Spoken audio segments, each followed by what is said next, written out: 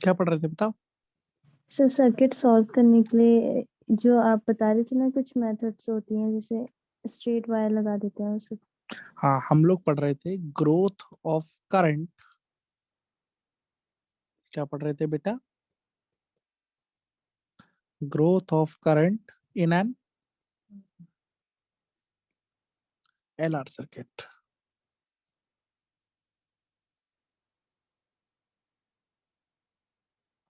बोलो, कोई दिक्कत वाली बात है? तो सर चलो अब देखो इधर ध्यान से।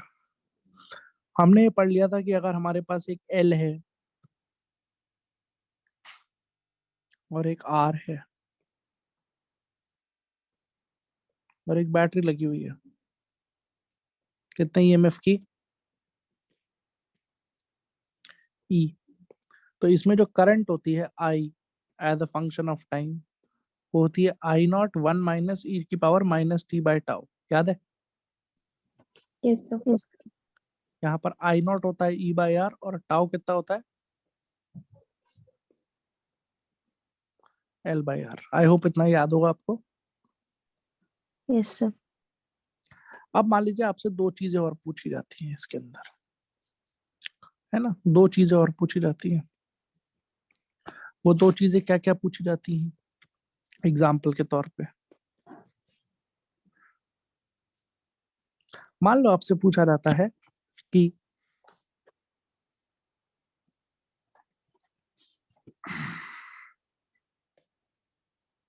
ईएमएफ जो है उसका फंक्शन निकालो।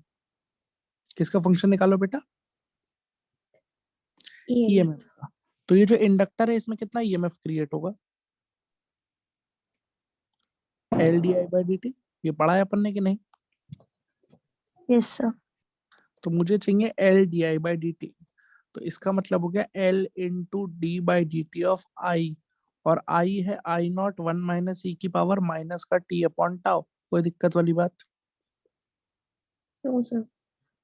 एल आई नॉट, वन का डेरिवेटिव जीरो, माइनस ई की पावर माइनस का T upon tau into minus का one upon tau, chain rule से डिफरेंशिएट करके ये आ जाएगा। तो ये हो जाएगा L into I naught minus minus plus into one upon tau into e की power minus t upon tau. कोई दिक्कत वाली बात है? बोलो बेटा। No sir. अब देखो एल आई नॉट की वैल्यू कितनी थी? आई नॉट था ई बाई आर, और वन अपॉन टाउ का मतलब हो गया आर अपॉन एल, क्योंकि जो टाउ होता है वो एल अपॉन आर होता है। तो इसको ऐसे लिख देंगे तो एल से एल कट जाएगा, आर से आर कट जाएगा, यानी कि ईएमएफ आ जाएगा ई की पावर माइनस का टी अपॉन टाउ। इस तरीके से ईएमएफ वेरी कर रहा है इंडक्टर के अक्रॉस। तो अगर आप ईएमएफ और टाइम का ग्राफ बनाएंगे तो वो कुछ इस तरीके से बन जाना चाहिए। बोलिए, कोई समस्या है? No sir. बताओ भाई, किसी बच्चे को इसमें कोई दिक्कत है?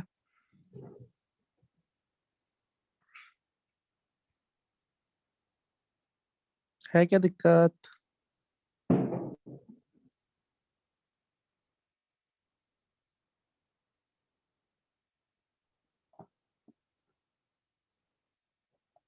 बताओ बेटा। No sir. पक्का क्लियर है? Yes sir. ठीक है, अब देखो ध्यान से। नेक्स्ट,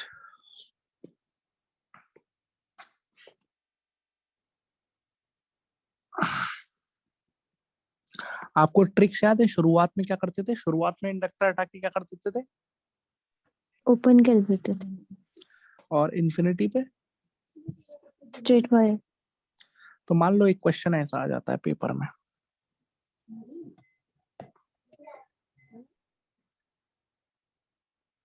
ई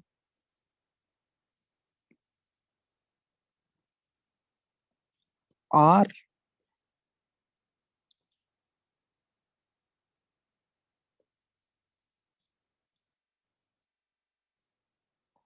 आर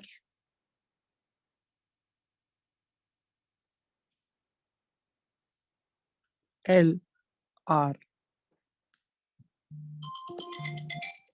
ऐसा। बोलो इतना समझ में आता है? Yes sir. आपसे पूछा क्या क्या? आपसे पूछा गया find the current in all branches at t equal to 0, b t equal to infinity. t equal to 0 का मतलब हो गया इनिशियल स्टेट, शुरुआत में, और t बराबर इंफिनिटी का मतलब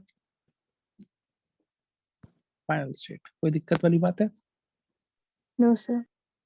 अच्छा, फिर नीचे क्वेश्चन आया एक और, also find current in inductor as a function of time. Inductor में जो करंट निकालना है वो निकालना है as a function of time, मतलब टाइम के साथ इंडक्टर का करंट कैसे वेरी कर रहा है। बोलो क्या इतनी बात समझ में आ गई? Yes sir. चलो सोल्यूशन देखते हैं। ए पार्ट में कह रहा है कि करंट बताओ टी बराबर 0 पर। तो पहले तो इस सर्किट को अच्छे से निगाह भर के देखो। क्या ये एल आर सर्किट है? बिल्कुल है सर। क्या ये ग्रोथ का सर्किट है? मतलब ग्रोथ मतलब चार्जिंग का सर्किट है? बिल्कुल है सर, बैटरी लगी हुई है, वरना डिके कर रहा होता तो बैटरी नहीं होती, इतना पता है हमें। लेकिन क्या ये स्टैंडर्ड सर्किट है? ये स्टैंडर्ड सर्किट नहीं है। हमने जो डेरिवेशंस कराए थे आपको जितने भी, अगर आपको याद हो, मैं आपको ऊपर दिखा देता हूँ शायद। हमने जो भी डेरिवेशंस करे थे वो इस सर्किट के लिए करे थे, इस वाले सर्किट के लिए, जिसमें एक इंडक्टर और एक रेजिस्टर था। बोलो बात समझ में आती है कि नहीं? Yes sir. और हमने सारी इक्वेशंस इसके लिए डिराइव करी थी। जबकि अब जो क्वेश्चन हम डील कर रहे हैं उसमें एक इंडक्टर लेकिन रेजिस्टेंस एक से ज्यादा है। तो क्या इसका मतलब जो भी इक्वेशंस हमने वहां से डिराइव करी थी, क्या वो यहाँ पे लग जाएंगी? उत्तर है इसका नहीं। लेकिन जो हमने ट्रिक्स वहां पे सीखी थी, क्या वो यहाँ पे लग जाएंगी? हाँ, ट्रिक्स लग जाएंगी, क्योंकि शुरुआत में और एंड में जो बिहेवियर है वो बिल्कुल एक जैसा रहेगा। क्या आपको बात समझ में आ रही है कि नहीं आ रही है? Yes sir. बोलो कोई दिक्कत? No sir. नो। ठीक है, अब ध्यान सुनना, बहुत ध्यान से। तो सबसे पहले मुझे करंट निकालना है t बराबर 0 पर। तो t बराबर 0 पर मुझे ऐसा पढ़ाया गया है कि t बराबर 0 पर इंडक्टर को क्या कर दिया जाता है? ओपन। ऐसे ही कर देते हैं। Yes sir. t बराबर 0 पर उठा के इंडक्टर को क्या कर देते हैं? ओपन। तो अगर बेटा मैंने इंडक्टर को ओपन कर दिया, तो अब इसको ध्यान से देखो, अभी सिंपल करंट इलेक्ट्रिसिटी का सवाल हो गया कि नहीं हो गया? Yes sir. क्या इस ब्रांच में कोई भी करंट जाएगी? No sir. No sir. तो बैटरी से जो भी करंट निकलेगी वो इसमें जाएगी और ऐसे करके वापस आ जाएगी। बस, तो सिंपल करंट की वैल्यू कितनी हो जाएगी? ई का ईएमएफ है और टोटल रेजिस्टेंस है 2R, E by 2R current हो जाएगा। Is that clear? Yes sir. B part देखो। बी पार्ट में कह रहा है टी बराबर इंफिनिटी पे करंट बताओ। तो हमने सोचा भैया टी बराबर इंफिनिटी मतलब फाइनल स्टेट की बातें हो रही हैं। किसकी बातें हो रही हैं बेटा? किसकी बातें हो रही हैं? Final state. क्या सिखाया गया आपको फाइनल स्टेट पे? स्ट्रेट वायर लगा देंगे। स्ट्रेट वायर लगा देंगे। तो इसका मतलब इंडक्टर को हटाएंगे और ऐसे करके सीधा सिंपल सा वायर लगा देंगे और ऐसे कर देंगे। तो अब बेटा अगर ऐसे कर देंगे और अब मैं हर ब्रांच में अगर आपसे करंट पूछ रहा हूँ, तो क्या है सिंपल करंट इलेक्ट्रिसिटी का सवाल नहीं है? Yes sir. ये तो हमें आता ही है करना ना। इसमें हम क्या करेंगे, ये वाला आर और ये वाला आर ये दोनों पैरेलल में हो जाएंगे, R/2। वो वाला R/2 इसके साथ सीरीज में हो जाएगा। कितना हो जाएगा? 3R/2। यानी कि सर्किट का टोटल रेजिस्टेंस 3R/2 है। अगर टोटल रेजिस्टेंस 3R/2 है तो यहाँ से जो करंट निकलेगी वो होगी E डिवाइडेड बाई 3R/2। 2 ऊपर पहुंच जाएगा, यानी कि यहाँ से जो करंट आएगी वो आएगी 2I/3R। क्या इस पॉइंट ए पर पहुंच के ये करंट बटनी चाहिए? Yes sir. लेकिन क्योंकि इधर का रेजिस्टेंस और इधर का रेजिस्टेंस बराबर है, तो 1:1 के रेशियो में, तो ज्यादा सोचने का नहीं, बराबर बराबर बांट दूं। Yes sir. तो आधी इसको दे दो E/3R, और आधी इसको दे दो E/3R। बोलो नहीं आई बात समझ में? सर आगे। ये हो जाएगा 2E/3R। बोलिए पहले दोनों पार्ट क्लियर है कि नहीं? Yes sir. अब आ जाते हैं थर्ड पार्ट में। Find current in the inductor as a function of time. ये सबसे इंपॉर्टेंट पार्ट है, ध्यान से सुनो।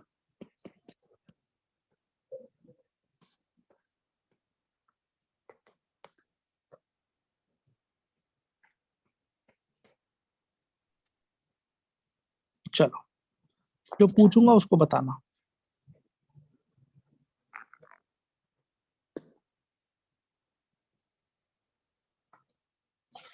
ये इंडक्टर है और ये रेजिस्टर है। चलो, मुझे इस इंडक्टर में करंट निकालना है as a function of time, मतलब टाइम के साथ कैसे वैरी कर रहा है। और मुझे ये पता है कि current as a function of time जो हमने डिराइव किया था वो था ई बाई आर, 1 माइनस ई की पावर माइनस का T upon L upon R. याद है कि नहीं याद है? Yes sir. क्या क्या ये यहाँ पे लगाया जा सकता है? No sir. नहीं, क्योंकि वो जो रिजल्ट ऊपर डिराइव किया है वो सिंगल एल और सिंगल आर का रिजल्ट है, तो हम वो यहाँ नहीं लगा सकते। क्या ये बात चमकी आपको? Yes sir. तो अगर आप वो यहाँ नहीं लगा सकते तो आप फिर यहाँ क्या लगा सकते हैं? तो आपको ये सोचना पड़ेगा वो जो रिलेशन हमने डिराइव किया था पिछली क्लास में वो डिराइव कैसे किया था। कुछ याद है कैसे डिराइव किया था? कैसे पहुंचे थे हम उस रिलेशन तक? थोड़ा सोचिए, जरा दिमाग पे जोर डालिए। किरचॉफ लॉ से। हमने किरचॉफ लॉ लगाया था और किरचॉफ लॉ से करंट की इक्वेशन बना के उसे इंटीग्रेट करके सॉल्व किया था। कुछ याद आया? बोलो यार। Yes sir. तो यहाँ पे हमें क्या करना चाहिए? किरचॉफ। किरचॉफ लॉ लगा के फिर उसको पूरा सॉल्व करना चाहिए। इज दैट क्लियर और नॉट? Yes sir. चलो भाई, किरचॉफ लॉ कैसे लगेगा? किरचॉफ लॉ देखो ऐसे लगेगा, सारे बच्चे ध्यान से देखना। यहाँ से मैंने करंट निकाल ली कैपिटल आई, ये कैपिटल आई इसमें चली गई। मान लेता हूँ इसमें से स्मॉल आई आगे चली गई इंडक्टर वाली ब्रांच में, तो इस वाली ब्रांच में कितनी करंट आ गई? आई माइनस स्मॉल आई। यहाँ से स्मॉल आई आया, यहाँ पे दोनों मिल गए और कैपिटल आई वापस बैटरी के अंदर। इसमें कोई समस्या बच्चों? No sir. मुझे कौन सा करंट निकालना है as a function of time? ये वाला करंट निकालना है कि ये वाला करंट निकालना है? मुझे कैपिटल आई चाहिए as a function of time कि स्मॉल आई चाहिए as a function of time? Small. क्योंकि मुझसे पूछा है find the current in the inductor as a function of time. Inductor में कितनी करंट है, तो इंडक्टर में जाने वाली करंट तो स्मॉल आई है। बोलो हाँ या ना? Yes sir. तो मैं कैसे निकालूंगा भैया इंडक्टर की करंट? देखो कैसे निकालूंगा। किरचॉफ लॉ लगाओ पहले इस वाले लूप में। ये वाला पॉइंट दिख रहा है ए, यहाँ से शुरू करो घूमते आओ। अब किरचॉफ लॉ मैंने बहुत सिखाया है तो ध्यान से देखना। कैपिटल आई इंटू आर का drop plus I minus small I into R का ड्रॉप इज इक्वल टू ई का गेन। कोई दिक्कत? No sir. इसको सिंप्लीफाई करके लिख लीजिए 2ir minus small i r is equal to ई का gain. This is equation number 1। अब इस पूरे बड़े वाले लूप में लगा दीजिए, बड़े वाले लूप में ए से आई से घूम के जाइए। तो कैपिटल आई इंटू आर का ड्रॉप प्लस यहाँ पर ऐसे करके बैटरी लगेगी क्योंकि करंट ग्रो कर रहा है इंडक्टर में। इंडक्टर में करंट आ रही है तो हमने पिछले लेक्चर में पढ़ा दिया था अगर इंडक्टर में करंट आ रही है तो इस तरीके से L d I by D t का ईएमएफ आ जाएगा। Is that clear? Yes sir. तो कैपिटल आर का drop plus L d I by D t का ड्रॉप प्लस इस वाले रेजिस्टेंस में फिर से आई इंटू कैपिटल आर का ड्रॉप और फिर सीधा सीधा ई का गेन। एग्रीड? बोलो एग्रीड। Yes sir. तो capital R plus small I into r plus L into D I by D T is equal to E. This is your second equation. Any problem? No sir. अब बताओ मुझे eliminate क्या करना है? मुझे small I चाहिए कि capital I चाहिए? Capital I element. Capital I को एलिमिनेट करना पड़ेगा, अपने को स्मॉल आई चाहिए। सही बात है कि नहीं? सही बात है। Yes sir. Yes sir. यहाँ पर स्मॉल आर नहीं, यहाँ पे कैपिटल आर होगा ना यार। Small I into capital are. Is that clear? Yes sir. कैसे एलिमिनेट करोगे? नीचे ये वाली जो इक्वेशन है इसे 2 से मल्टीप्लाई कर दो। 2ir प्लस का 2i स्मॉल आर प्लस का 2 this is equal to 2 this. बोलो शमका इतनी बात? Yes sir. और अब सेकंड इक्वेशन में से फर्स्ट इक्वेशन माइनस कर दो। जब सेकंड में से फर्स्ट इक्वेशन माइनस कर दोगे तो 2ir कट जाएगा। 2ir माइनस का ir मिलके आपको मिलेगा 3ir plus 2l into D I by D T is equal to 2e minus E, 2e minus E will give you E. बोलो क्या ये बात चमकी? Yes sir. तो यहाँ से क्या मिला? यहाँ से मिला 2l into D I by D T is equal to E minus 3IR। और अब मुझे लग रहा है कि भाई मेरा काम बन गया। कैसे बन गया? अगर मैं वेरिएबल सेपरेट कर लूँ, मतलब आई की टर्म एक तरफ ले जाऊं, बाकी टर्म एक तरफ ले जाऊं, तो D I upon 3 - e - 3IR is equal to D T upon 2l। बोलो लिख सकते हैं कि नहीं? Yes sir. अब क्या करूं? अगली स्टेप क्या है? इंटीग्रेशन। इंटीग्रेट कर दो सर दोनों तरफ। जब टाइम 0 था तो करंट भी 0 थी इंडक्टर में, हाँ या ना? Yes sir. जब टाइम 0 था तो इंडक्टर में करंट कितनी थी? 0। तो किसी भी टाइम टी की करंट आई माननी है, क्योंकि अपने को current as a function of time चाहिए। तो ये तो अब दिखाया हुआ है, this is ln of e minus 3IR। और इसमें माइनस के 1/3R से आप डिवाइड भी करेंगे। इंटीग्रेशन समझ में आई कि नहीं आई? Yes sir. इधर हो जाएगा t अपॉन 2l। ये तो सिंपल है, इसमें कोई दिक्कत नहीं है। तो लिख लिमिट रखो, ln of ln minus 3IR minus ln of e is equal to minus का 3RT अपॉन 2l। हमने कहा सही बात है भैया।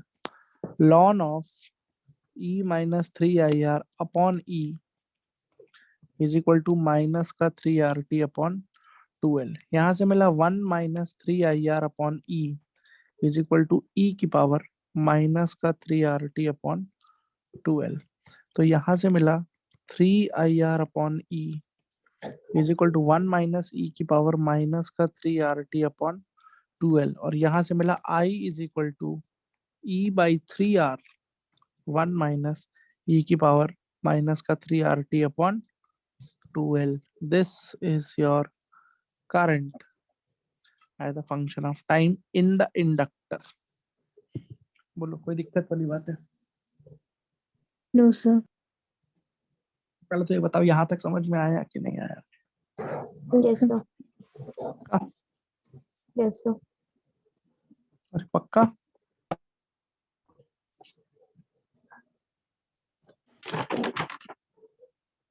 बोलो पक्का? Yes sir. अब देखो बेटा, इसको सॉल्व करने की, यहाँ तक देखो, यहाँ तक पूरा किरचॉफ लॉ लगा के कैसे सॉल्व किया, इंटीग्रेशन बना के, इतना क्लियर है? Yes sir. क्या इसकी कोई ट्रिक बना सकते हैं हम? तो ट्रिक भी बना सकते हैं। कैसे बनाएंगे सोचते हैं। ये ई है,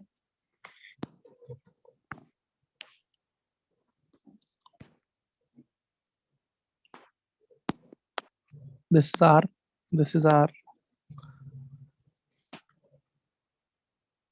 this is L, this is R, और ये ऐसा है। ठीक है भैया। अब एक बात बताओ, मुझे करंट किस में चाहिए? Inductor. As a function of time. और मैंने सिंगल आर सिंगल सी में, सिंगल आर और सिंगल एल में सीखा क्या है? सिंगल आर और सिंगल एल में मैंने यही तो सीखा है कि आई बराबर क्या होता है।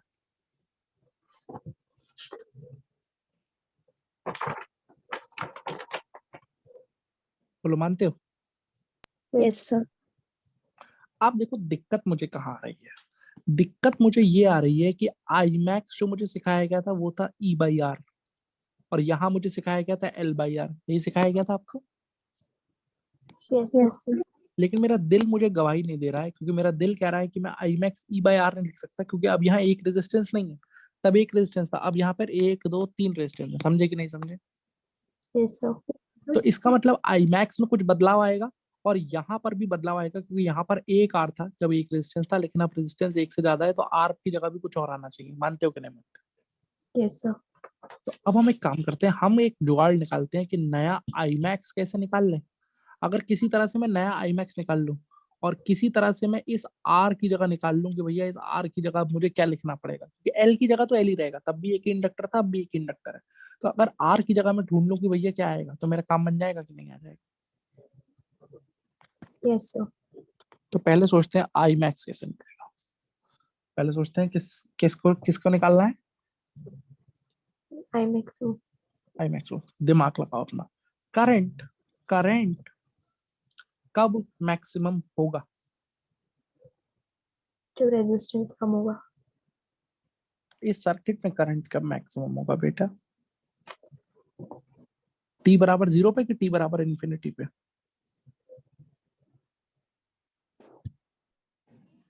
इन्फिनिटी पे। स्टेडी स्टेट में ना यार, क्योंकि करंट ग्रो कर रहा है, तो ग्रो करते करते करते करते जब बहुत समय बीत चुका होगा टी बराबर इन्फिनिटी, वहीं तो करंट मैक्सिमम होता है। Yes sir. बोलो हाँ या ना। Yes sir. इसका मतलब जो भी करंट स्टेडी स्टेट पर है, जो भी करंट स्टेडी स्टेट पर है इंडक्टर में, क्योंकि हमें ये पता है कि करंट ग्रो करते करते मैक्सिमम तो स्टेडी स्टेट में ही होगी, तो जो भी करंट स्टेडी स्टेट में है क्या वही आई मैक्स है? Yes sir.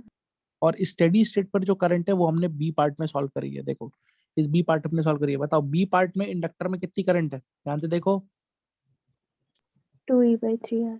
अरे 2E/3 तो बैटरी से निकल रही है, इंडक्टर में कितनी है? इंडक्टर में तो ये है E/3R। E/3R। इसका मतलब इंडक्टर की जो करंट है स्टेडी स्टेट पर वो E/3R है। क्या वही आई मैक्स होना चाहिए? बोलो हाँ या ना।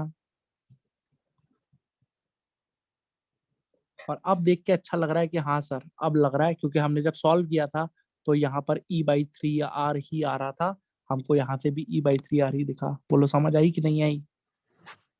Yes sir. तो आई मैक्स का जुगाड़ तो हो गया साहब, अगला जुगाड़ किसका करना है? आर का। तो आपका कॉमन सेंस क्या कहता है? कॉमन सेंस ये कहता है कि इस फिगर में एक आर है कि एक से ज्यादा आर है? एक से ज्यादा। तो यहाँ आर की जगह क्या आ जाना चाहिए? Are equal.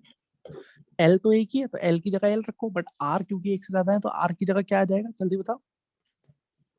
आर का इक्विवेलेंट। Are equivalent. पर ये आर इक्विवेलेंट निकालने का एक स्पेशल तरीका होता है, वो याद रखना वरना गलती करोगे। आर इक्विवेलेंट निकालने के लिए क्या करोगे? पहला स्टेप,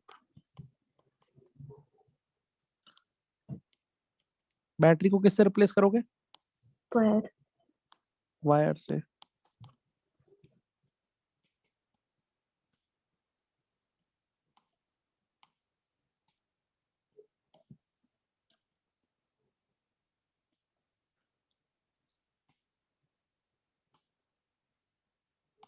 पढ़ो क्या लिखा हुआ है।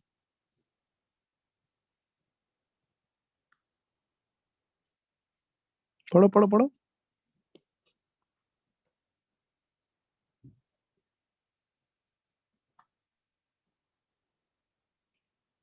पढ़ लिया? Yes sir. कहने का मतलब क्या है? कह रहा है बैटरी को हटा के पहले वायर लगाओ। तो ये जो सर्किट है ऊपर, इसको देखना साथ में ध्यान से। बैटरी को हटा के वायर लगाओ, तो मैं यहाँ दिखा देता हूँ ताकि इजीली दिखे। बैटरी को हटा के मैंने तार लगा दिया साहब, कोई दिक्कत नहीं है।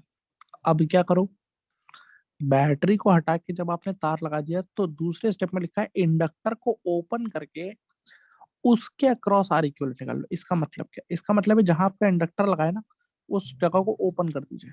ओपन मतलब वहां से इंडक्टर हटा दीजिए, मतलब इतना पार्ट हटा दीजिए, ओपन कर दीजिए। और नीचे एक रेजिस्टेंस ये लगी हुई है, तो इंडक्टर को ओपन करूंगा तो ये बन जाएगा। बोलो इतना समझ में आया? Yes sir. अब अगर मैं इस पॉइंट को ए बोल दूं और इस पॉइंट को बी बोल दूं, तो इन दोनों पॉइंट्स ए और बी के अक्रॉस में क्या निकाल लूंगा? R equivalent.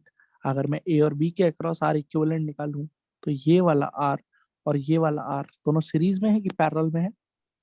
पैरेलल। आर और आर का पैरेलल। R/2। और उस आर बाई टू के साथ ये वाला आर सीरीज में। कितना आ रहा है आर इक्विवेलेंट? 3R/2।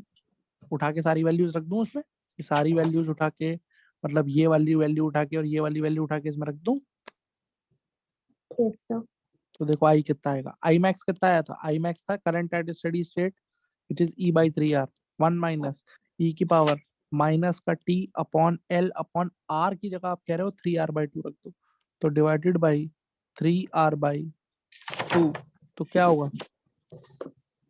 2 इधर आ जाएगा। बोलो। Yes sir.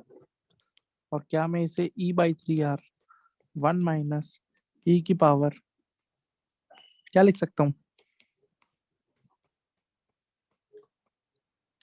ऐसा लिख सकता हूँ कि नहीं? Yes sir. ध्यान से देखिए, क्या ये सेम आंसर है कि नहीं है?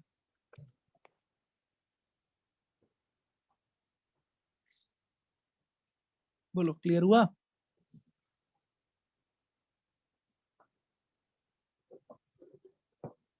समझ में आया बेटा कि नहीं आया?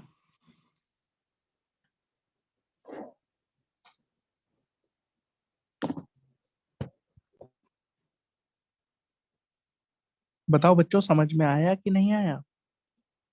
Yes sir. किसी को कोई डाउट है?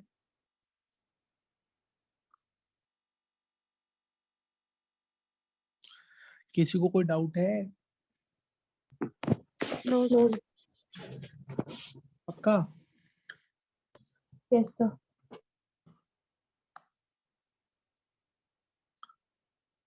चलो ठीक है।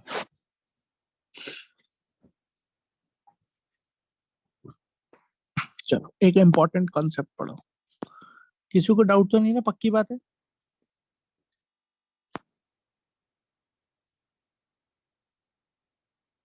बोलो बच्चों। No sir. चलो, an inductor always tries to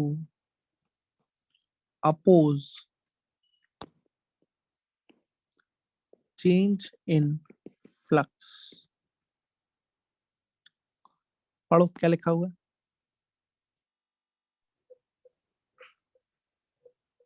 An inductor always tries to oppose। Change in flux. Obviously बात है कि अगर फ्लक्स को कोई भी चेंज करने की कोशिश करेगा तो इंडक्टर उस चीज चेंज को अपोज करेगा। यही लेंज लॉ है। यस और no? Yes sir.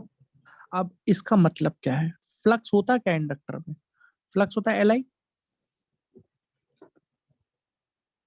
Yes flux sir. क्या होता है? लाइक। एल। तो इसका मतलब क्या है? इंडक्टर ये चाहता है कि फ्लक्स चेंज ना हो, जिसमें से एल जो है वो कांस्टेंट है। तो एल कांस्टेंट है, तो इंडक्टर अगर ये चाहता है कि फ्लक्स चेंज ना हो, तो इंडक्टर बेसिकली ये चाहता है कि करंट चेंज ना हो। बोलो बात समझ में आती है कि नहीं आती? Yes sir. यहां से मैं कह सकता हूं कि an inductor always tries to oppose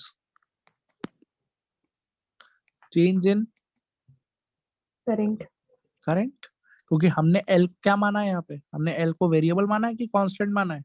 constant. Constant माना है। तो इंडक्टर हमेशा ये कोशिश करेगा कि उसका करंट चेंज ना हो। ना हो। नहीं आई बात समझ में? आ गई। ये कंसेप्ट बड़ा इंपॉर्टेंट हो जाता है। तो क्यों ये कंसेप्ट इंपॉर्टेंट हो जाता है? क्योंकि इसी से आपको समझ में आएगा decay of current in LR circuit. क्या समझ में आएगा बेटा? Take of current in LR circuit. LR circuit.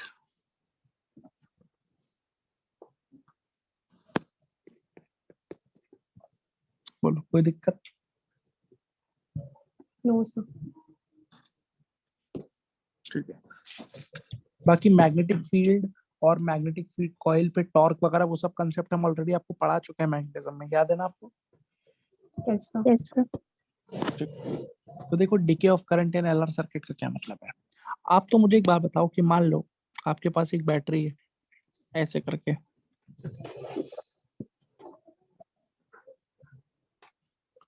आपके पास एक बैटरी है ऐसे करके, और यहाँ पर एक रेजिस्टेंस लगा हुआ है आर ई। बोलो चलेगा? Yes sir. और मान लो मैंने ऐसे करके यहाँ से एक तार लगाई हुई है। मतलब क्या अभी मैंने बैटरी को शॉर्ट सर्किट कर दिया है?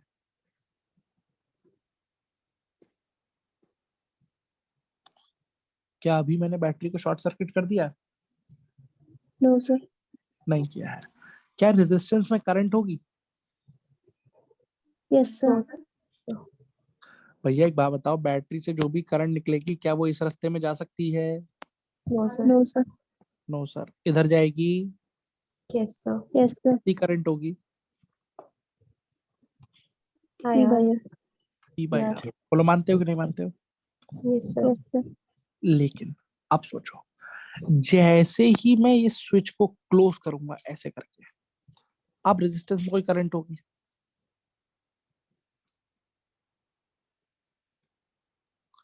as soon as the switch is closed, जैसे ही स्विच क्लोज हुआ, करंट इन रेजिस्टेंस कितना हो जाएगा तुरंत? 0। क्यों? क्योंकि अब जो बैटरी से करंट निकलेगा वो इस सर्किट में जा सकता है। या तुम अब सिंपल भाषा में लो, बैटरी शॉर्ट सर्किट हो गई ना भाई। Yes sir. शॉर्ट सर्किट क्यों हो गई एक बार बताओ? ये पॉइंट का पोटेंशियल अगर ए है तो ये पॉइंट का पोटेंशियल भी ए हो गया कि नहीं हो गया? बोलो बेटा। ये ए है तो ये ए है, ये ए है तो ये ए है। पोटेंशियल डिफरेंस कितना है इस बैटरी के अक्रॉस? 0। 0। तो करंट सीधे 0 हो जाएगा। बोलो हाँ कि ना? Yes sir. कुल मिला के करंट कहाँ आ रही होगी? सारी की सारी करंट इस ब्रांच में घूम रही होगी, क्योंकि इस ब्रांच में कोई रेजिस्टेंस नहीं है। तो हमें पता है कि करंट हमेशा उधर जाने की कोशिश करता है जिधर कोई रेजिस्टेंस नहीं होता। तो बैटरी से करंट निकलेगी जरूर, पर ऐसे घूम के आ जाएगी। समझे कि नहीं समझे?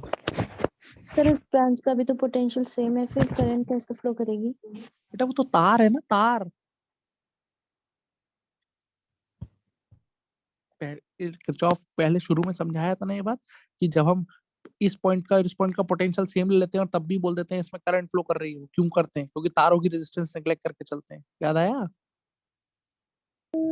Yes sir. बोलो क्लियर है इतना? Yes sir. अब सवाल ये है कि हमने क्या किया है, ऐसा किया है। अब आप दिमाग लगाइए अपना आराम से। ये बैटरी है ई की, यहाँ एक इंडक्टर है,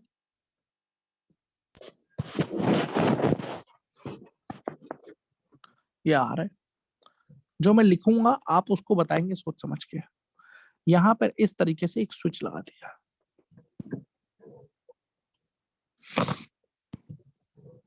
चलो, लिखा हुआ है for a long time circuit is left as shown. Now switch is closed. We call this t equal to 0. बोलो समझ में आई बात? Yes sir. चलो पढ़ो, पहली लाइन का क्या मतलब है। पहली लाइन में लिखा हुआ है for a long time circuit is left as shown, मतलब पहले इस सर्किट को ऐसे छोड़ दिया है बहुत समय तक। तो एक बात बताओ, क्या इसका कोई मतलब है अभी? No sir. ये वाला सर्किट डीके का सर्किट है कि चार्जिंग का सर्किट है? चार्जिंग।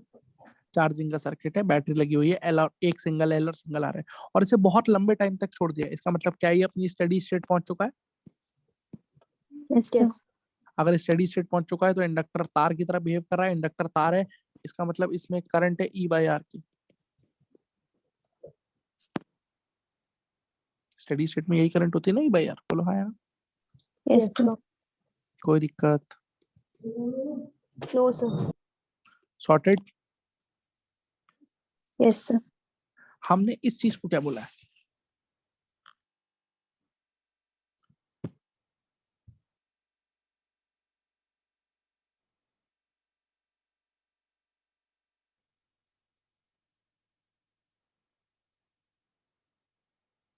हमने इस चीज को क्या बोला है?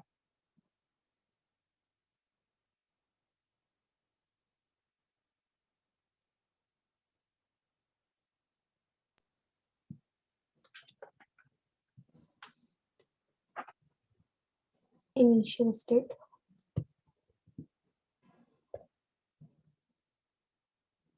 हमने इस चीज को t बराबर 0 बोला है। बोलो बात समझ में आई कि नहीं आई?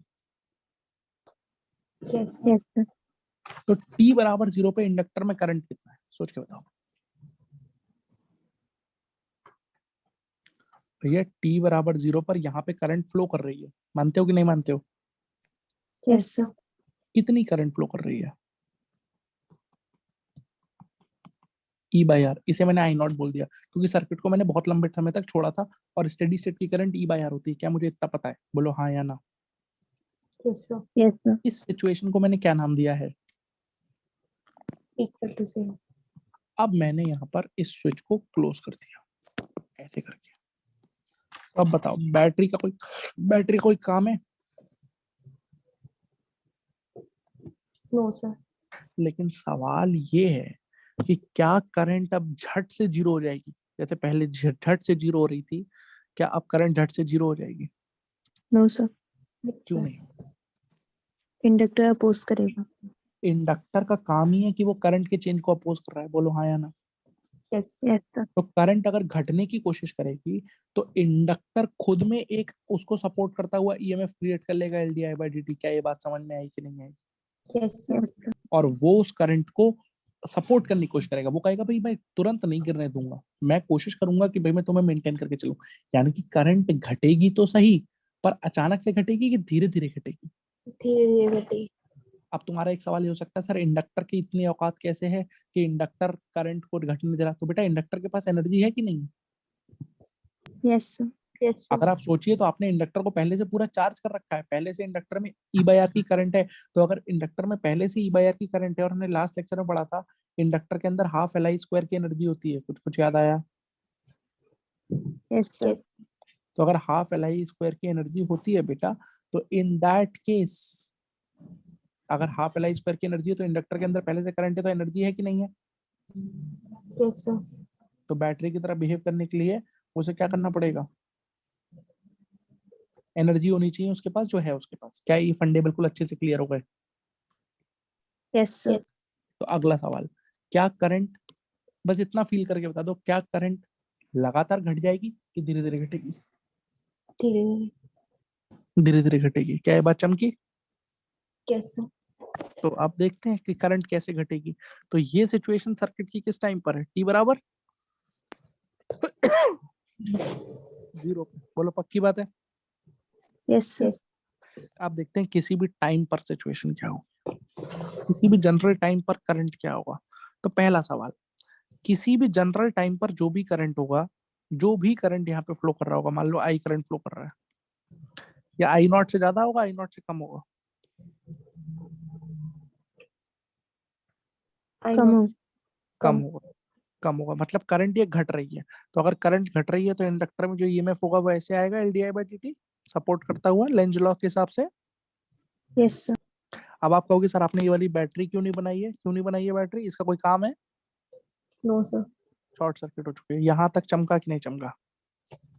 यस अब एक काम करो, ये वाला पॉइंट पकड़ो और उठा के किरचॉफ लॉ लगा दो। अगर मैं किरचॉफ लॉ लगा दूं तो L d I by D t का gain is equal to I R का ड्रॉप। बोलो चमकता है तक नहीं चमकता है? यानी कि d I by D t should be equal to I R by L. जल्दी बोल हाँ या ना। यस सर, पर ये लिखते टाइम हमेशा याद रखना, ये इंपॉर्टेंट पॉइंट है, जब भी आप डिके सर्किट को डील कर रहे हैं, डिके का मतलब क्या है? करंट समय के साथ बढ़ रहा है कि करंट समय के साथ घट रहा है? घट रहा है। घट रहा है। तो ये बहुत इंपॉर्टेंट स्टेप होती है जो मिस हो जाती है। जब आप D I by D T लिखेंगे तो उसमें आपको साथ में दहेज में एक माइनस साइन लगाना पड़ेगा, क्योंकि ये माइनस साइन ये बताने के लिए है कि करंट टाइम के साथ बढ़ नहीं रहा है, घट रहा है। समझ में आई बात कि नहीं आई? यस सर, तो ये हो गया d I upon I is equal to minus का d t into R upon L. अब आप उठा के इंटीग्रेट कर दो दोनों तरफ। टाइम जीरो पे करंट जीरो थी नो यस सर, सर, या ई बाई आर थी, ई बाई आर, जिसे हमने आई नॉट नाम दिया है? और किसी भी जनरल टाइम टी पर करंट आई मान लीजिए, तो हो जाएगा lawn of I upon I not, बहुत सिंपल है, माइनस का आर टी अपॉन एल। इतना चमक गया होगा? कोई दिक्कत है कैसे?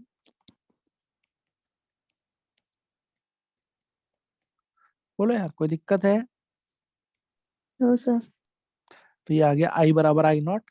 इसको तुम ऐसे भी लिख सकते हो, आई बराबर आई नॉट, जहाँ पर आई नॉट की वैल्यू कितनी है वो हमें पता है, वो भी हम लिख देंगे अलग से, ई की पावर माइनस का T by tau. This is I not. और यहाँ पर आई नॉट की वैल्यू होती है ई बाई आर।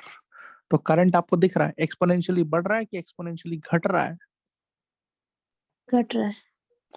घट रहा है टाइम के साथ इस तरीके से। शुरुआत में उसकी वैल्यू आई नॉट है, फिर घटता चला जा रहा है। कोई समस्या? बोलो, कोई समस्या? No sir. No sir. इस सर्किट को हमने क्या नाम दिया?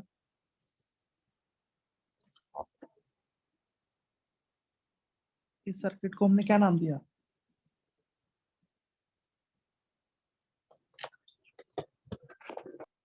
ग्रोथ की डिके? ठीक है। डिके। Any problem? No sir. ठीक है, चलिए एक क्वेश्चन करके दिखाइए। अब आपको ग्रोथ भी आता है, डिके भी आता है, तो use your concept and tell me क्या आंसर होगा। मैं एक सिंपल सा क्वेश्चन दे रहा हूँ।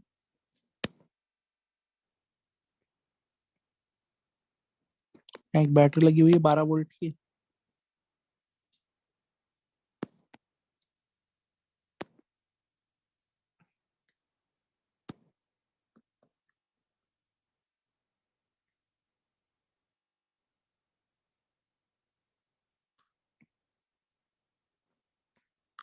This is 3 ohm, this is 6 ohm.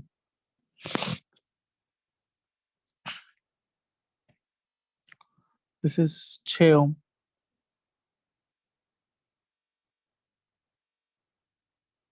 and this is L is equal to 1 Henry। ऐसे करके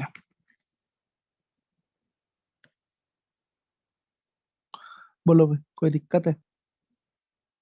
no sir. Any problem? No sir. ठीक है, अब मैं आपसे सिंपल सी बात कह रहा हूँ।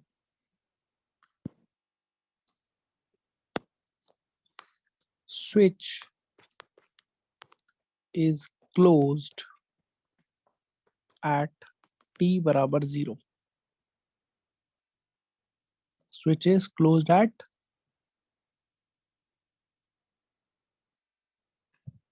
t बराबर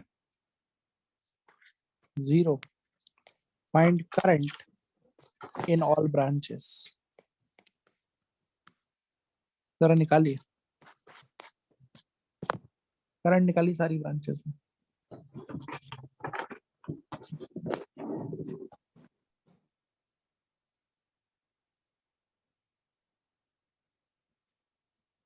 ये चलो एक काम करो, थोड़ा सा क्वेश्चन को और इंटरेस्टिंग बनाते हैं। जरा रुक जाओ, तुम एक काम ये करो,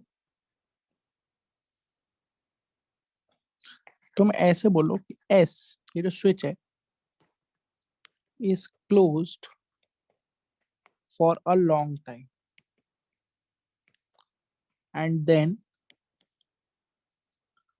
ओपन एट टी बराबर 0। स्विच बहुत टाइम के लिए क्या था? क्लोज था, और इसको ओपन कर दिया किस टाइम पे? आवाज आ रही है बच्चों? Yes sir. Sir. Current in L just after switch is opened?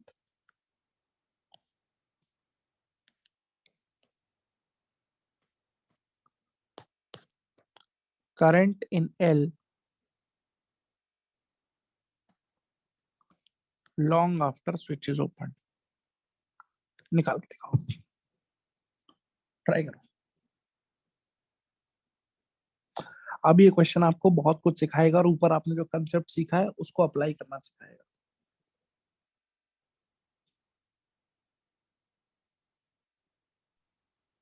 No sir.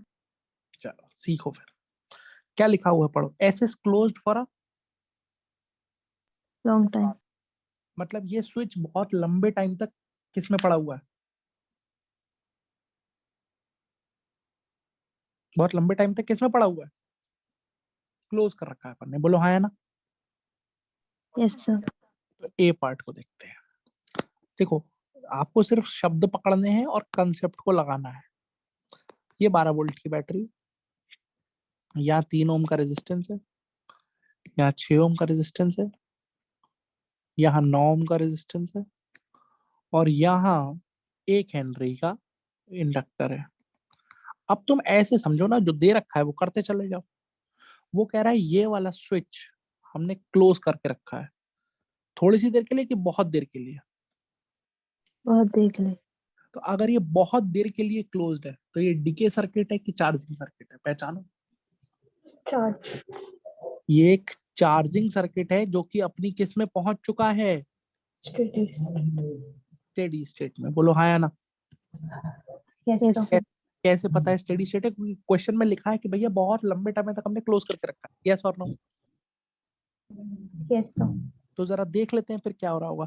अगर ये स्टेडी स्टेट में है तो ये वाला जो इंडक्टर है ये हट के यहाँ पे वायर आ गया होगा। बोलो यस और नो? Yes sir. अगर ये वायर आ गया तो इसमें कोई करंट जा रही है? इसमें कोई करंट जा रही है? बेटा जब इंडक्टर को हटा के तुमने वायर लगा दिया, तुम्हें यही सिखाया गया था कि यहाँ इंडक्टर था, तुमने उस इंडक्टर को हटाया, इंडक्टर को हटा के वायर लगा दिया स्टेडी स्टेट में। यही सिखाया गया कि नहीं सिखाया गया? Yes sir. अब मेरा सवाल है, क्या इसमें कोई करंट जा रही है? फिर क्या पढ़ा था तुमने करंट इलेक्ट्रिसिटी में यार? जब तुमने वायर लगा दिया तो ये शॉर्ट नहीं हो गया? एक बार बताओ, अगर इस पॉइंट का पोटेंशियल V है तो इसका भी पोटेंशियल V नहीं हो गया? Yes sir. अरे इसका V है तो देखो, इसका भी V है, इसका V है, इसका भी V है, इसका भी V है, कहीं कोई गेन ड्रॉप नहीं है, तो इस रेजिस्टेंस के अक्रॉस कोई पोटेंशियल डिफरेंस ही नहीं है, तो कोई करंट होगी इसमें? No sir.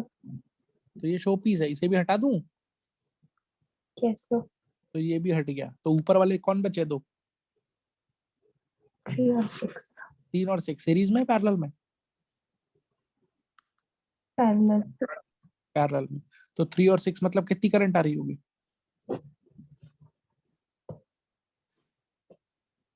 बेटा 3 और 6 का पैरेलल करंट, वो रेजिस्टेंस आ जाएगा 2 ओम। 12 वोल्ट की बैटरी है, 2 ओम का इक्विवेलेंट रेजिस्टेंस है, तो यहाँ से कितना करंट निकलेगा? 6 एम्पियर। समझ आया? Yes sir.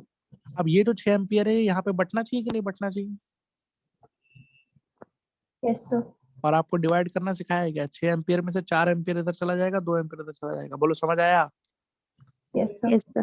लेकिन ये 4 इधर से आएगा, 2 ऊपर से आएगा, तो यहाँ पर ऐड होके तो दोनों 6 एम्पियर इधर ही आ जाएगा कि नहीं आ जाएगा? बोलो बच्चों। Yes sir. और इंडक्टर तो यहाँ लगा हुआ था ना, जिसे हटा के तुमने तार लगाया है। Yes sir. तो बताओ इंडक्टर में कितनी करंट आ रही है? इंडक्टर में कितनी करंट है? 6 एम्पियर। अब ये आपका कंसेप्ट है, ये जो आपने कंसेप्ट ऊपर सीखा, अब इसका एप्लीकेशन पार्ट आ रहा है, ध्यान समझिएगा।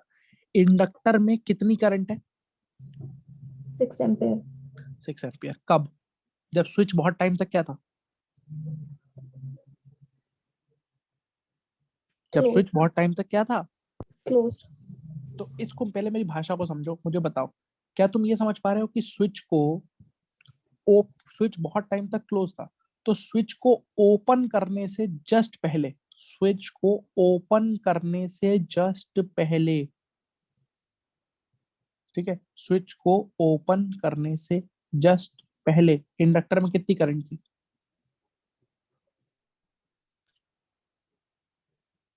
6 एम्पियर थी कि नहीं थी? सर वो तो जस्ट बिफोर होगा ना। जस्ट बिफोर ही तो बोला, जस्ट पहले ही तो बोला। सर आपने जस्ट आफ्टर लिखा है। अरे तो वही तो सुनो तो सही यार, पहले पूरी बात तो सुनो। स्विच को ओपन करने से जस्ट पहले कितनी करंट है ये बताओ? 6 एम्पियर। इतना मानते हो? Yes sir. और पूछा क्या है? Just after. वो भी 6 एम्पियर। कोई मुझे समझा सकता है क्यों? वो इस वजह से। देखो बेटा, ये बड़ा इंपॉर्टेंट चीज होती है, इसलिए सवाल आपको कराया है। इंडक्टर करंट के चेंज को क्या करता है? अपोज। मतलब करंट अगर बढ़ने की कोशिश करेगा या घटने की कोशिश करेगा तो इंडक्टर उसे अपोज करता है। इंडक्टर एक कोशिश करता है कि उसका करंट कांस्टेंट रहे। बोलो बात समझ में आई कि नहीं आई? Yes sir.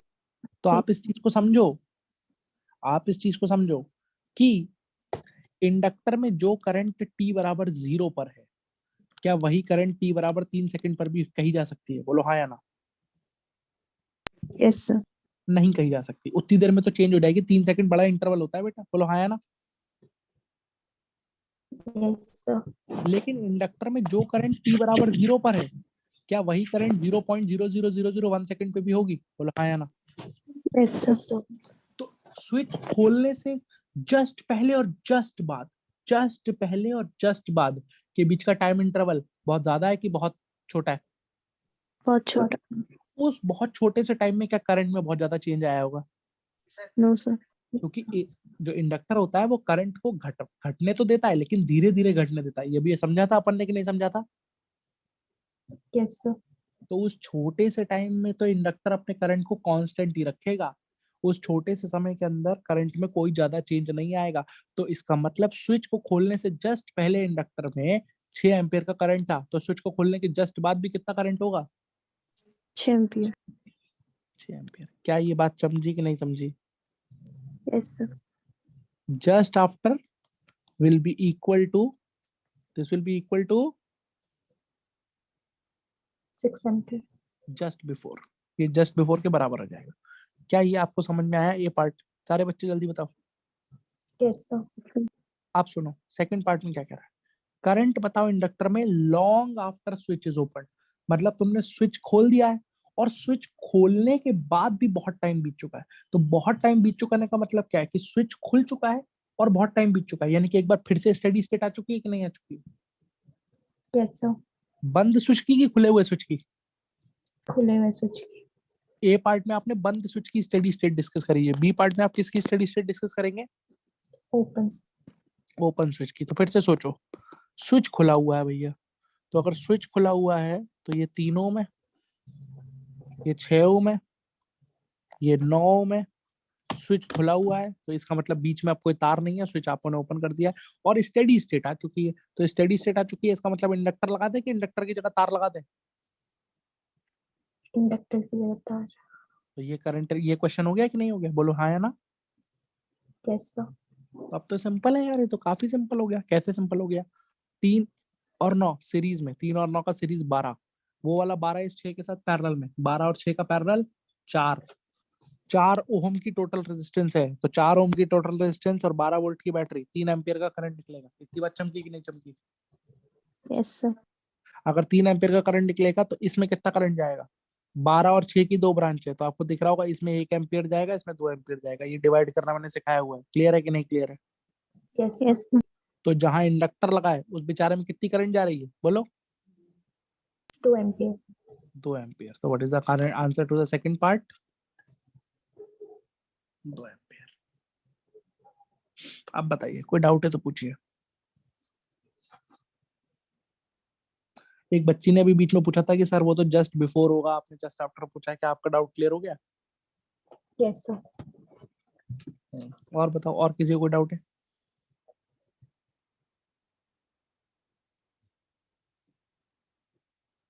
जल्दी बताओ बच्चों, किसी बच्चे को कोई डाउट है? No, sir. क्या ये कंसेप्ट ग्रोथ और डिके वाला समझ में आ गया आपको, एलआर सर्किट का? Yes, sir. आप सुनो बहुत ध्यान से। अब तक हमने पढ़ा था सेल्फ इंडक्टेंस, अब अपन क्या पढ़ेंगे? Mutual inductance. Mutual inductance. क्या बोलते हैं इसको हिंदी में? हिंदी में क्या बोलते हैं? अन्योन्य प्रेरण। हैं? अन्योन्य प्रेरण। कुछ आइडिया है आपको म्यूचुअल इंडक्टेंस के बारे में?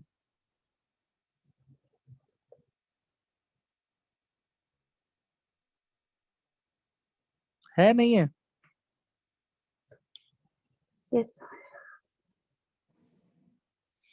चलो देखो क्या होता है, ध्यान सुनना, बहुत ध्यान सुनना, बहुत ध्यान से। कल मैंने जब आपको लास्ट लेक्चर में सेल्फ इंडक्टेंस पढ़ाया था तो देखो क्या बताया था। मैंने बताया था कि ये कॉइल है, इस कॉइल में कुछ करंट है आई। अगर ये करंट टाइम का फंक्शन हुआ तो अब देखो कितनी चीजें तुम्हें याद है। अगर ये करंट टाइम का फंक्शन है तो करंट अगर बदलेगा तो क्या फील्ड बदल जाएगी? Yes sir. फील्ड बदल जाएगी तो क्या फ्लक्स बदल जाएगा? मतलब इससे बी बदल जाएगा, बी बदल जाएगा तो फ्लक्स बदल जाएगा, और फ्लक्स बदल जाएगा तो फैराडे लॉ के हिसाब से क्या इंड्यूस हो जाएगा? EMF, ये म्यूचुअल इंडक्टेंस है कि सेल्फ इंडक्टेंस है? self inductance, क्योंकि हमारी जो कॉइल है उसने अपने करंट को बदल के अपने ही अंदर एक नया ईएमएफ क्रिएट कर लिया है, और वो ईएमएफ होता है LdI/dt, जो हमने यहाँ तक पढ़ा है। क्या इतनी बात समझ में आई कि नहीं आई? Yes. दूसरी चीज, हमने एक चीज ये भी बोली थी कल के लास्ट लेक्चर में कि इसका जो भी फ्लक्स है वो इसके करंट के डायरेक्टली प्रोपोर्शनल है। बोलो हाँ या ना? yes sir, लेकिन म्यूचुअल का मतलब क्या है? आप देखो म्यूचुअल का मतलब क्या है, एक बात बता बेटा, खुद से ही फील आ जाएगी अभी। ये कॉइल है, ये कॉइल है, इस कॉइल में करंट I1 है, इस कॉइल में करंट I2 है। अब मुझे आराम से सोचो और दूसरी वाली कॉइल को सोच के बताओ। अगर दूसरी वाली कॉइल का करंट I2 चेंज हो जाए तो क्या उसमें ईएमएफ आ जाएगा? Yes, sir.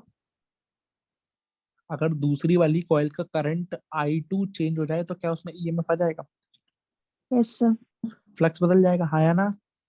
yes sir, कितने लोगों को समझ में आता है कि सर अगर I1 चेंज हो जाए तब भी दूसरी वाली में ईएमएफ आ जाएगा? yes sir, क्यों?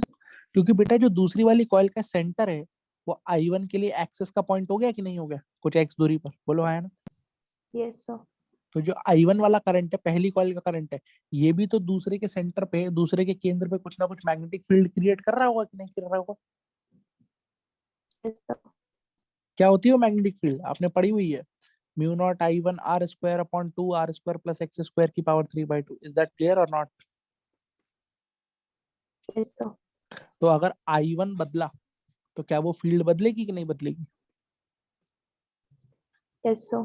फील्ड बदलेगी तो फ्लक्स, Change होगा, फ्लक्स चेंज होगा तो ईएमएफ। induce होगा. सिमिलरली सोच के बताइए, अगर I1 बदल गया तो क्या पहली कॉइल का फ्लक्स बदलेगा? Yes, sir. अगर I2 बदल गया तब क्या पहली कॉइल का फ्लक्स बदलेगा? Yes, sir.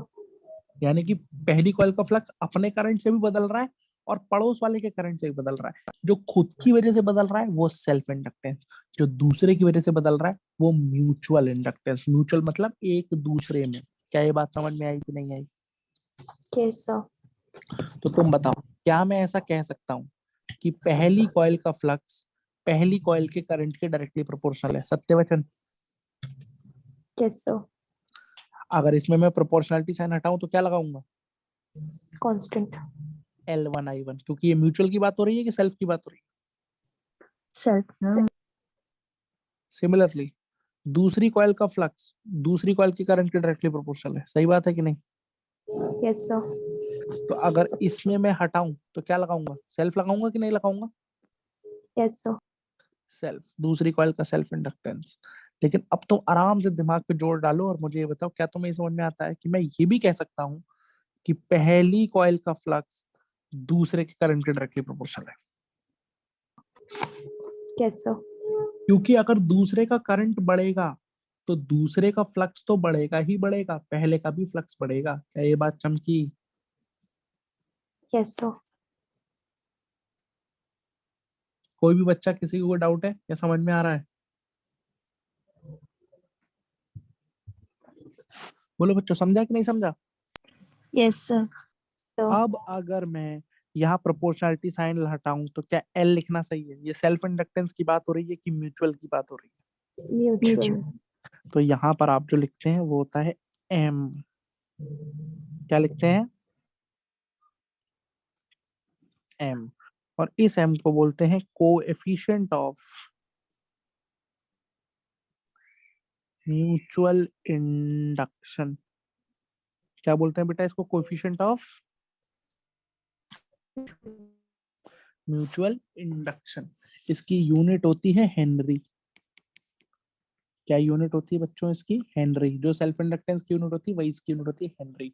लेकिन अब तुम्हारे दिमाग में एक डाउट हो सकता है कि सर आपने बोला पहली कॉइल का जो फ्लक्स है वो दूसरे के करंट के डायरेक्टली प्रोपोर्शनल है।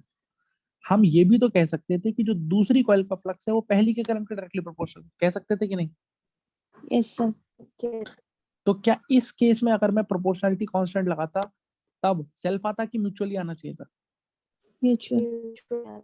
और वो भी एम ही होता है। इसका मतलब आपको एक चीज क्लियर होनी चाहिए कि आप चाहे पहली का फ्लक्स लिखो दूसरे के करंट की वजह से, चाहे दूसरी का फ्लक्स लिखो पहले के करंट की वजह से, जो कोएफिशिएंट होता है वो दोनों तरफ से सेम होता है, एम सेम रहता है। इससे इससे मेरे को एक चीज समझ में आई, वो ये समझ में आई जो मैं अपने दिमाग में रखूंगा कि जब मैं मेरे पास दो कॉइल है, ये कॉइल है और ये एक कॉइल है, इसका सेल्फ इंडक्टेंस कोफिशिएंट L1 और इसका सेल्फ इंडक्टेंस कोफिशिएंट L2, ये बात सही है क्योंकि सेल्फ दोनों का अलग अलग होगा, पर म्यूचुअल का जो कोफिशिएंट है M, वो किसी एक कॉइल के लिए डिफाइंड है कि पूरे पेयर के लिए डिफाइंड है? पूरे पेयर. इन दोनों का म्यूचुअल इंडक्शन M है, मतलब क्योंकि म्यूचुअल में एक रिलेटेड थोड़ी है, म्यूचुअल में दोनों रिलेटेड है, तो मैं ये नहीं कह सकता कि इस वाली कॉइल का कोफिशिएंट M है और इसका कोफिशिएंट कुछ अलग है, बात मतलब ही नहीं बनता इस बात का। म्यूचुअल में दोनों आपस में रिलेटेड है, तो इन दोनों का मिला के जो कोफिशिएंट है वो M है। क्या ये बात समझ पा रहे हैं? Yes sir. आई होप इसमें क्लैरिटी आ गई होगी क्योंकि सेल्फ हमने ऑलरेडी पढ़ा हुआ है। चमकी थी बात। Yes, yes sir. सर। अगला सवाल, इससे ईएमएफ कैसे, इससे ईएमएफ कितना इंड्यूस होगा? तो अगर मैं ईएमएफ की बात करूं, तो ईएमएफ की बात करूं अगर म्यूचुअल इंडक्शन की वजह से, अगर मैं बात करूं EMF due to mutual induction, तो आप मुझे बताइए पहली कॉइल का जो फ्लक्स है क्या वो M×I2 लिखा जा सकता है? बोलो यार। पहली कॉइल का जो फ्लक्स है वो म्यूचुअल इंडक्शन से M×I2 लिखा जा सकता है कि नहीं? Yes sir. तो इसका मतलब पहली कॉइल का जो ईएमएफ होगा वो फैराडे लॉ से कितना होता है, d∅1/dt, यानी कि वो हो जाएगा m टाइम्स di2/dt। और अब तो काफी क्लियरली दिख रहा है कि जो पहली कॉइल का ईएमएफ है E1, वो दूसरे के rate of change of current पे डिपेंड कर रहा है। मतलब पहली कॉइल का ईएमएफ इस बात पे डिपेंड कर रहा है कि दूसरी वाली कॉइल में करंट किस रेट से चेंज हो रहा है। ये बात समझी कि नहीं समझी? Yes sir. Similarly phi2 can be written as mi1, तो उसमें जो ईएमएफ इंड्यूस होगा E2, that is m times of di1/dt। This is our answer. कोई समस्या? बोलो कोई समस्या? No sir. अब देखिए सबसे कॉम्प्लेक्स पार्ट जो म्यूचुअल इंडक्टेंस का होता है वो होता है हाउ टू राइट m, या how to calculate m for a pair of coils. m कैसे कैलकुलेट करते हैं किसी भी कॉइल के पेयर का? तो ये बड़ा सिंपल सी चीज है, ध्यान से सुनिएगा। थ्योरेटिकली विज्ञान ये कहता है कि मैं चाहे पहली का कॉइल फ्लक्स ले लूं दूसरे की वजह से, चाहे दूसरे का फ्लक्स ले लूं पहले की वजह से, एम सेम आना चाहिए। बोलो मानते हो कि नहीं मानते हो? Yes sir. Yes, sir. लेकिन दिक्कत बेटा ये होगी कि तुम्हें जो प्रॉब्लम दिया होगा ना उसमें तुम ऐसा कर नहीं पाओगे। तुम एक ही का फ्लक्स लिख पाओगे दूसरे की वजह से, दूसरे का फ्लक्स पहले की वजह से नहीं लिख पाओगे। वो तुम्हें पहचानना सीखना पड़ेगा कि हम किसका लिख पाएंगे और किसका नहीं लिख पाएंगे। तो एक एग्जांपल से अभी हम वो समझाएंगे तुमको, लेकिन पहले स्टेप समझो। स्टेप ये है कि right phi1 due to B2 और phi2 ड्यू टू B1। पहले तो ये बताइए कि आपको पहली स्टेप समझ में आई? Yes, sir. आप किसका फ्लक्स लिख लीजिए, या तो पहली कॉइल का फ्लक्स लिख लीजिए दूसरे की फील्ड की वजह से, या दूसरी कॉइल का फ्लक्स लिख लीजिए पहले की फील्ड की वजह से। अब मान लीजिए आपने किसका एक्सप्रेशन लिखा है, phi1 का। अगर आपने phi1 का एक्सप्रेशन लिखा है और उसमें फील्ड किसकी इस्तेमाल करी है, उसकी खुद की कि दूसरे वाले की? दूसरे वाले।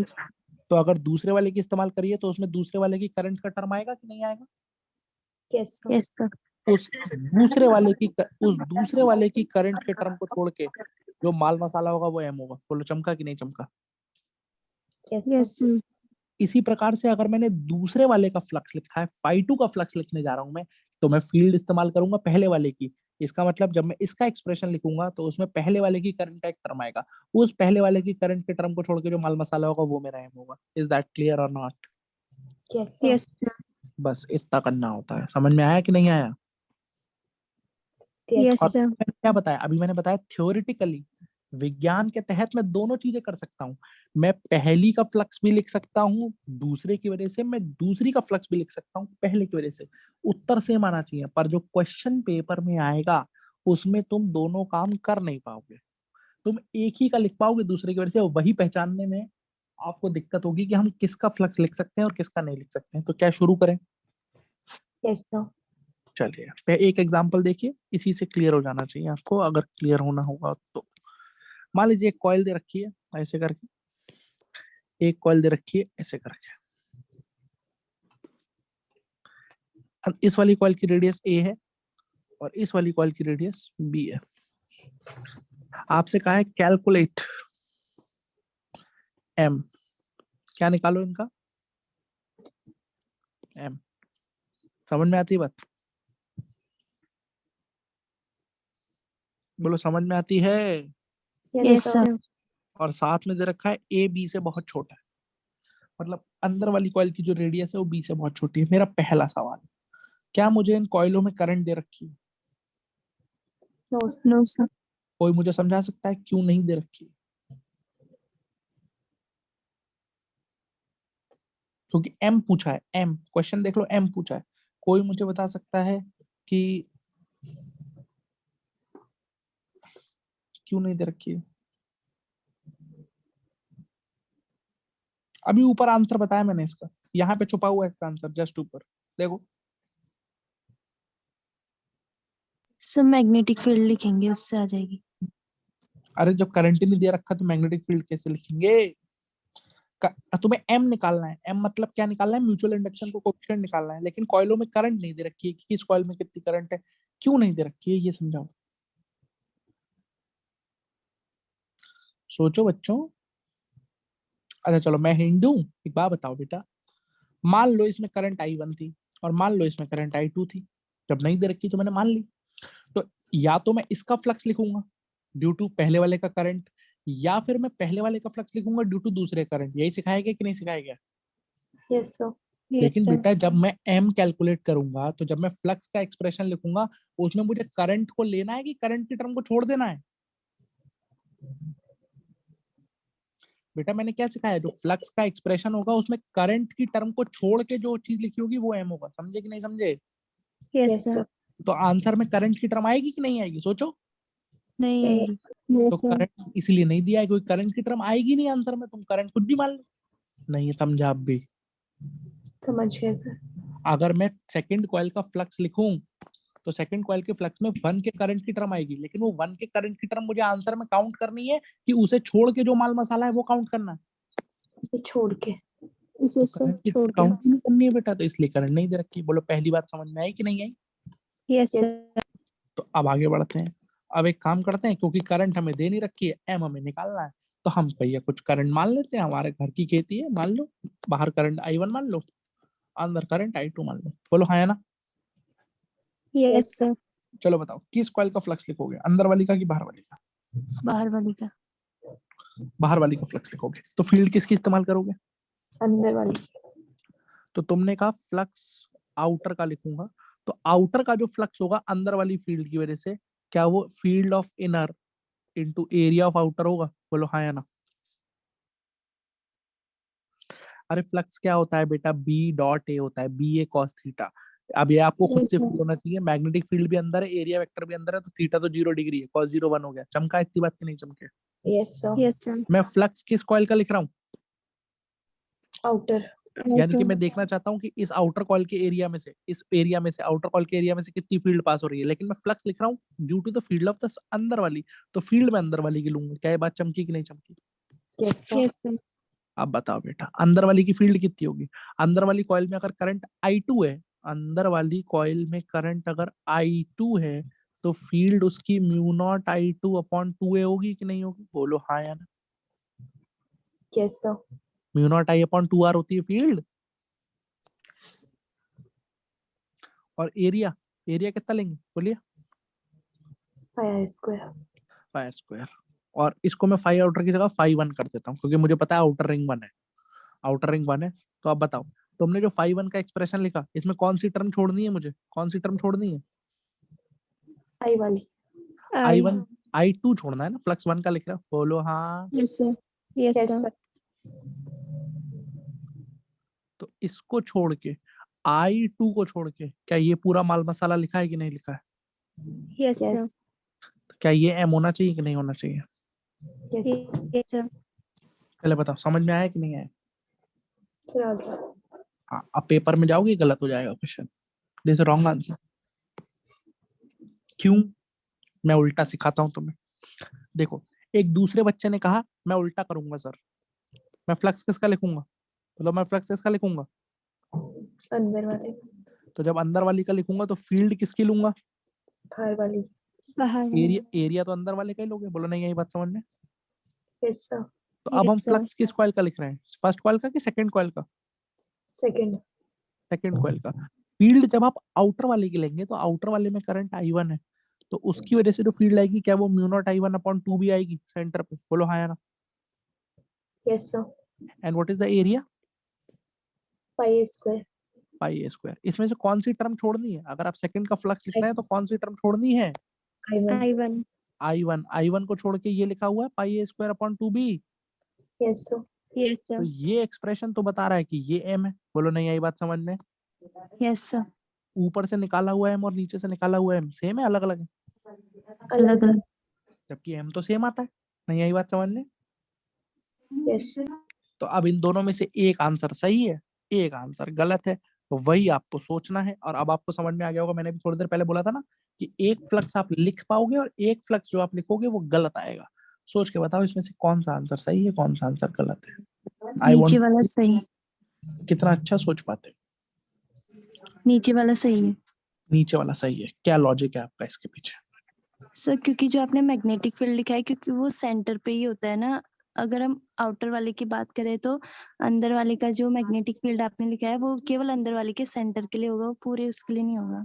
शाबाश, ब्रिलियंट। देखो बहुत बढ़िया बच्चा पकड़ा है इस बच्चे ने।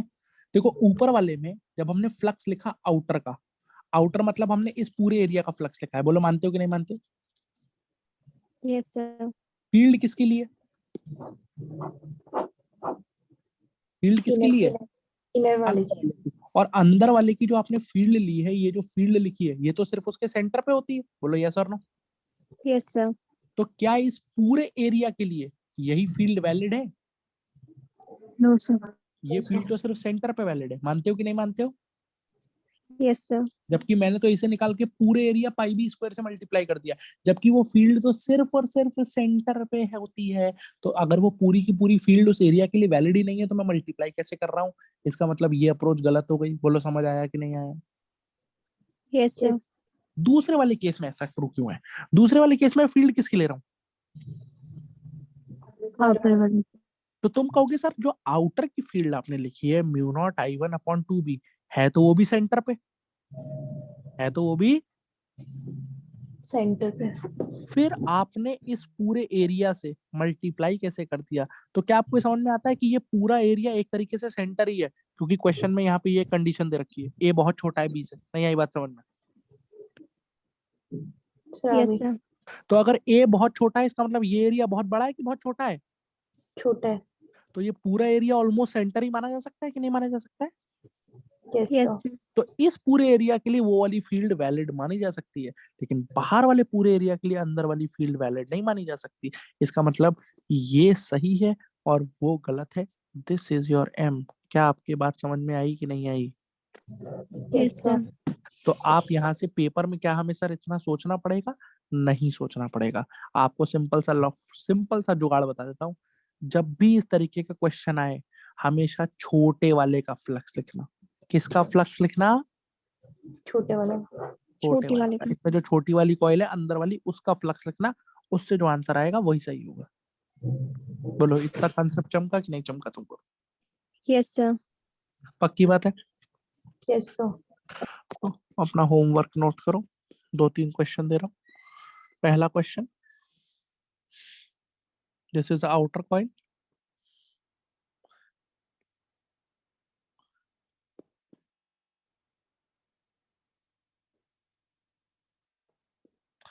ए साइड की, या इसको बी मान लो,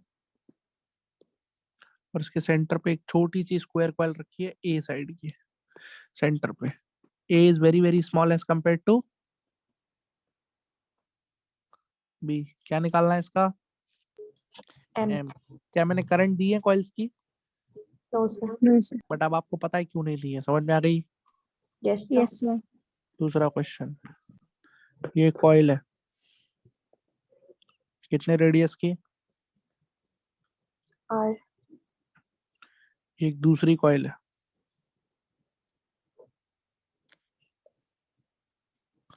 ये डिस्टेंस एक्स है इन दोनों के बीच में, और जो दूसरी वाली कॉइल है उसकी रेडियस कितनी है? Small R. Small. आपको दे रखा है R is very small. R क्या है? बहुत छोटा है। बहुत छोटा है। तो अगर आर बहुत छोटा है तो फिर से इसका क्या कैलकुलेट करके दिखाना? M. एम। तीसरा question, this is an infinite wire जिसमें आई करंट है, इसके बगल में एक लूप रखा हुआ है, स्क्वायर लूप डी साइड का, और ये दूरी ए दे रखी है आपको। इनका एम कैलकुलेट एम। M. ये 3 क्वेश्चन होमवर्क में करके लाएंगे आप। समझ में आ गई बात? Yes, sir. Yes sir. Based yes on, sir. Note कर लीजिए तीनों क्वेश्चंस, ये आपको करने हैं।